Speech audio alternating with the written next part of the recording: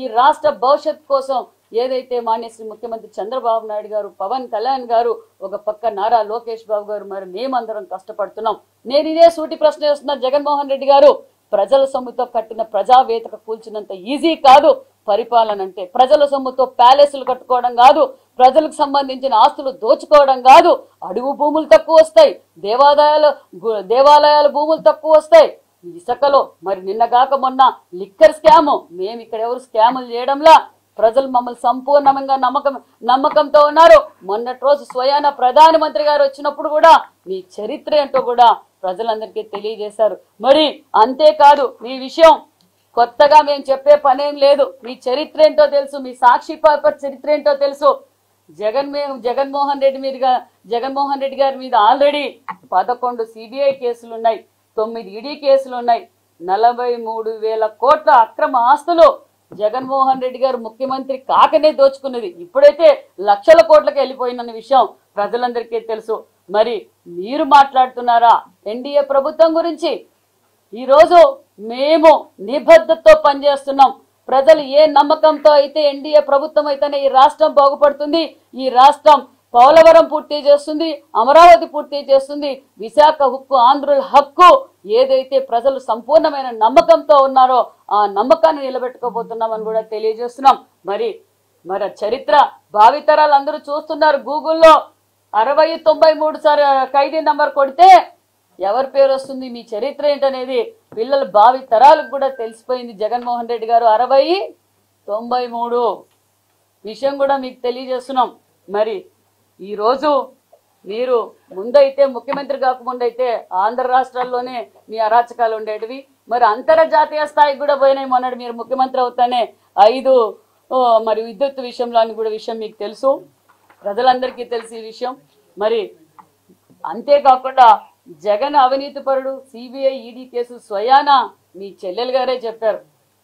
ఇంకా మీరు ఈరోజు మా గురించి మాట్లాడుతున్నారు. మీ పార్టీ పరిస్థితి అయిపోయింది. మీ ఉనికి కాపాడుకునే కోసం ఈ చిల్లర రాజకీయాలు చేసేది మానేయండి వైసీపీ పార్టీ నాయకులకు, కార్యకర్తలకు తెలియజేస్తున్నాం.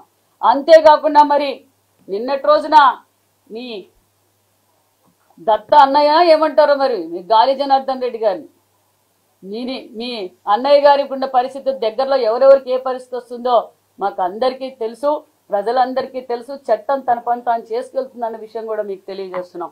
మరి జగన్మోహన్ రెడ్డి గారికి అతను చేసినట్లే అందరూ స్కాములు చేస్తారనుకుంటున్నారు.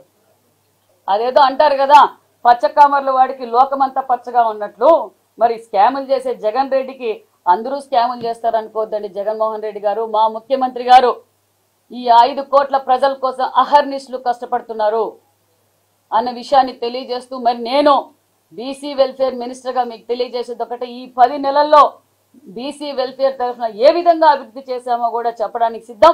మరి మీరు కూడా చర్చించడానికి సిద్ధమైతే రండి, మీరే ప్లేస్ డిసైడ్ చేయండి, మేము రావడానికి సిద్ధంగా ఉన్నామన్న విషయం కూడా తెలియజేస్తున్నాం. మరి ఈ 11 నెలల కాలంలోనే చరిత్రలో ఎప్పుడు కేటాయించిన బడ్జెట్ 24-25లో కేటాయించారని విషయం మీకు తెలుసు, 39,000 కోట్లు. అంతేకాకుండా మరి 25-26లో కూడా 48,000 కోట్లు బడ్జెట్ కేటాయించింది ఎన్డీఏ ప్రభుత్వం. చరిత్రలో నంబర్ 1 బీసీలు కేటాయించిన ప్రభుత్వం అని కూడా మీకు తెలియజేస్తున్నాం. మరి అధికారంలోకి రాగానే మేము ఏం చేశారో జగన్మోహన్ రెడ్డి గారు గత 5 సంవత్సరాలుగా నా బడుగు బడిగిన వర్గాలు అన్నారు, నా మహిళలు అన్నారు. మరి ఈరోజు జగన్మోహన్ రెడ్డిగా నేను కరెంటు బిల్లులు పెంచను, నేను బస్సు ఛార్జీలు పెంచను, నిత్యావసర సరుకులు పెంచను, గ్యాస్ పెంచను, నా బడుగు బడిగిన వర్గాలకి ప్రతి ఒక్కరికి జగన్ వస్తే జాబ్ వస్తుందని చెప్పి ప్రచారం చేయించుకొని ఓటేసిన తర్వాత ఏం చేశారు జగన్మోహన్ రెడ్డి గారు? 3 ముక్కలాటాడి ఈ రాష్ట్రాన్ని అప్పుల పాలు చేసి 20 సంవత్సరాల అభివృద్ధి వెనక్కిపోయామన్న విషయం కూడా మీకు తెలియజేస్తున్నాం. ఆ రోజు ఎన్నికల సమయంలో జగన్మోహన్ రెడ్డి గారు రాజధాని అమరావతి అని చెప్పి ఓట్లు వేయించుకున్నారు. పోలవరం 6 నెలల్లో పూర్తి చేస్తామని చెప్పారు, మనం అందరం చూసాం. అందుకే జగన్మోహన్ రెడ్డి గారికి 11 సీట్లకే పరిమితం చేశావు, వచ్చేది ఇంకా 11 సీట్లు కూడా లేవన్న విషయాన్ని కూడా మీకు తెలియజేస్తున్నాం. జగన్మోహన్ రెడ్డి గారు, నేను కడప ఇన్ఛార్జ్ మంత్రిని, మీ పులివెందల్లో బడుగు బడిగిన వర్గాల ఎంజేపీ స్కూల్ ఆగిపోయింది, దాన్ని కూడా మేము పూర్తి చేస్తున్నాం. మీ పులివెందులో తాగడానికి నీళ్లు లేవు, అవి కూడా మేమే అందజేస్తున్నాం అనే విషయాన్ని కూడా తెలుసు. రోడ్లు, డ్రైనేజీలు మేమే, మీ పులివెందుల శాసనసభ్యులుగా మీరేమీ పట్టించుకోకపోయినా మేము నిబద్ధతతో ఎన్డీఏ ప్రభుత్వంలో ఏర్పాట్లు చేస్తున్నాం, పనులు చేస్తున్నాం అన్న విషయాన్ని కూడా మీకు తెలియజేస్తున్నాం. మరి బీసీ వెల్ఫేర్ తరఫున మేము అధికారంలోకి రాగానే మరి స్వర్ణకారులకు ప్రత్యేక కార్పొరేషన్ ఏర్పాటు చేశాం. బీసీ మనోభావాలు గుర్తిస్తూ ఒడ్డే ఓబన్న గారి జయంతి స్టేట్ ఫంక్షన్ గా కూడా ఏర్పాటు చేశామన్న విషయం కూడా తెలియజేస్తున్నాం. చట్టసభల్లో బీసీలకు 33% రిజర్వేషన్ కల్పించేందుకు అసెంబ్లీలో తీర్మానం చేసి కేంద్రానికి కూడా పంపించామన్న విషయం కూడా మీకు తెలియజేస్తున్నాం. నామినేటెడ్ పోస్టుల కోసం బీసీలకు 34% రిజర్వేషన్ కల్పించడానికి చర్యలు కూడా తీసుకున్నామన్న విషయం కూడా మీకు తెలియజేస్తున్నాం. మరి స్థానిక సంస్థల ఎన్నికల్లో 34% రిజర్వేషన్ కల్పించడానికి గత ప్రభుత్వం ఈ విషయంపై ఏం చేసిందో మీకు అందరికీ తెలుసు. మరి అదే విధంగా 14-19లో కూడా బడుగు బడిగిన వర్గాల పిల్లలు చదువుకోవాలని చెప్పి సివిల్ సర్వీస్ కోచింగ్ సెంటర్ పెట్టాం. మరి గత ప్రభుత్వంలో 5 ఏళ్లలో సివిల్ సర్వీసు లేదు, డిఎస్సి లేదు, ఏదీ లేదన్న విషయం మీకు అందరికీ తెలుసు. మళ్ళీ అధికారంలోకి రాగానే సివిల్ సర్వీస్ కోచింగ్ సెంటర్ కూడా ఏర్పాటు చేసి ఏదైతే కార్పొరేట్ స్కూల్స్ కి ధీటుగా మేము ఈరోజు సివిల్ సర్వీస్ కోచింగ్ కూడా ఏర్పాటు చేశాం.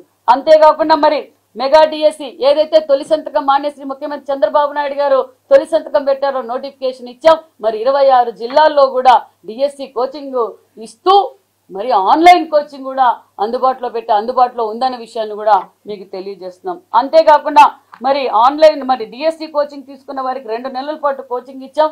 వారికి 1500 స్టే ఫండ్ మరి స్టడీ మెటీరియల్ కూడా 1000 రూపాయలు కూడా అందజేశామన్న విషయం కూడా మీకు తెలియజేస్తున్నాం.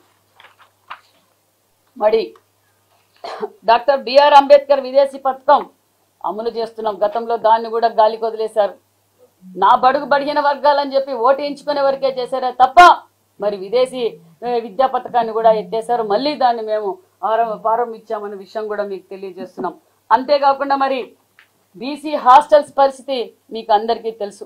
గత 5 సంవత్సరాలుగా బడుగు బడిగిన వర్గాల పిల్లలు కనీసం మినిమం మరమ్మతులు లేక కూడా ఇబ్బంది పడ్డారు. మేము అధికారంలోకి రాగానే ముఖ్యమంత్రి గారు రివ్యూ చేసి బీసీ బిడ్డలు ఇబ్బంది పడకూడదు, మనం బీసీ బిడ్డలు అన్ని రంగాల్లో ఉండాలి, కార్పొరేట్ స్కూల్కి ధీటుగా ఉండాలని ముఖ్యమంత్రి గారు సుమారుగా 33 కోట్ల రూపాయలు బీసీ హాస్టల్స్ రెన్యువేషన్ కూడా మంజూరు చేశారన్న విషయాన్ని కూడా తెలియజేస్తున్నాం. మరి బీసీలు చదువుకున్న హాస్టల్స్ కి సీసీ కెమెరాలు లేవు, ఇన్వర్టర్లు లేవు, ఆర్ఓ ప్లాంట్లు లేవు, అవన్నీ కూడా ఏర్పాటు చేశామన్న విషయాన్ని కూడా మీకు తెలియజేస్తున్నాం. అంతేకాకుండా నాణ్యతమైన ఫుడ్ అందజేస్తున్నాం.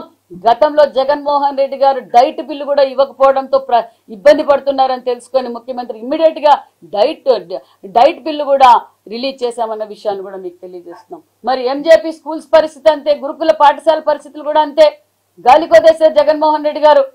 మరి ఆ ఎంజేపీ స్కూల్స్ అన్నిట్లోనూ కూడా ఈరోజు ఏదైతే ఆగిపోయా అవన్నీ రిపేర్లు చేపిస్తున్నాం. అంతేకాకుండా మరి ఏదైతే 60-70% ఆగిపోయిన బిల్డింగ్లన్నీ పూర్తి చేస్తున్నాం అన్న విషయాన్ని కూడా తెలియజేస్తూ మరి స్టేట్ లోనే 98% మహాత్మా జ్యోతిరావు పులే పర్సెంటేజ్ కూడా పిల్లలకు వచ్చిందనే విషయం ఇంటర్లో కావచ్చు, మరి 10th క్లాస్ లో రిజల్ట్స్ కూడా బ్రహ్మాండంగా వచ్చాయన్న విషయం కూడా తెలియజేస్తున్నాం. ఇది నిబద్ధత.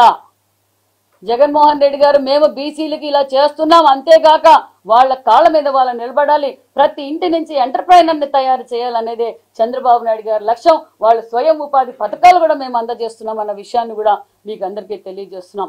మరి జగన్మోహన్ రెడ్డి గారు సాక్షి పత్రికలో 150 కోట్ల స్కామ్, మాది స్కాముల పార్టీ కాదు జగన్మోహన్ రెడ్డి గారు, ఎన్డీఏ ప్రభుత్వం, ప్రజల కోసం అహర్నిశలు కష్టపడే ప్రభుత్వం. మీరు 3 సంవత్సరాల రాజధాని పూర్తి చేస్తాం, పోలవరం పూర్తి చేస్తాం, ఈ రాష్ట్రాన్ని ఆంధ్రప్రదేశ్ లో నంబర్ 1 గా ఉంచుతామన్న విషయాన్ని మీకు తెలియజేస్తున్నాం.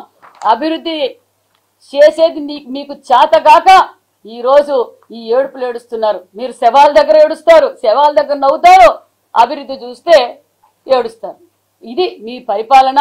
మరి మేము ఏదైతే మాట చెప్పామో ఆ మాట నిలబెట్టుకున్న ప్రభుత్వం ఎన్డీఏ ప్రభుత్వం. మీ రోజు ఎన్నికల సమయంలో చెప్పారు మీరు 4000 పెన్షన్ చంద్రబాబు నాయుడు గారు ఇవ్వలేరన్నారు. 4000 పెన్షన్ ఏప్రిల్ 1వ తారీఖు నుంచి అన్నాం.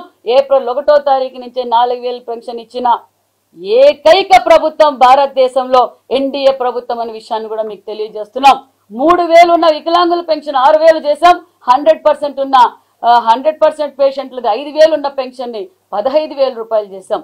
దీపం 2 కింద సిలిండర్లు ఇచ్చాం, ఉచిత ఇసుక ఇచ్చాం, అన్నా క్యాంటీన్లు ఇచ్చాం, మరి పరిశ్రమలు తీసుకొచ్చాం, మరి అంతేకాకుండా మెగా డిఎస్సి దగ్గరలో నోటిఫికేషన్ కూడా ఇచ్చాం, దగ్గరలో ఎగ్జామ్ కూడా పెట్టబోతున్నాం, పరిశ్రమలు తీసుకొస్తున్నాం. మరి అంతేకాకుండా ఎక్కడ చూసినా గత 5 ఏళ్లుగా ఆర్ఎంబి రోడ్ల ద్వారా కావచ్చు, ఎక్కడ చూసినా యాక్సిడెంట్లతో ప్రజలు ఇబ్బంది పడి ఎంతో మంది ప్రాణాలు కోల్పోయినారు. మరి ఈ రోజు పాట్ హోల్స్ మొత్తం రాష్ట్ర వ్యాప్తంగా పాట్ హోల్స్ చేసి మొత్తం రోడ్లన్నీ అభివృద్ధి చేశాం. అంతేకాకుండా మరి ప్రతి గ్రామంలో కూడా ఈ రోజు గ్రామంలో కూడా సీసీ రోడ్లు డ్రైనేజీలు పనులు జరుగుతున్నాయి. జల్ జీవన్ మిషన్ కింద వాటర్ ట్యాంకులు కావచ్చు, ఓవర్ ట్యాంక్స్ కావచ్చు, ఇంటింటికి కొలాయి ఇవ్వబోతున్నాం అనే విషయాన్ని కూడా తెలియజేస్తూ దగ్గరలోనే తల్లి వందనం కింద ఇంట్లో ఎంత మంది పిల్లలు ఉంటే అంతమందికి తల్లి వందనం ఇస్తున్నాం.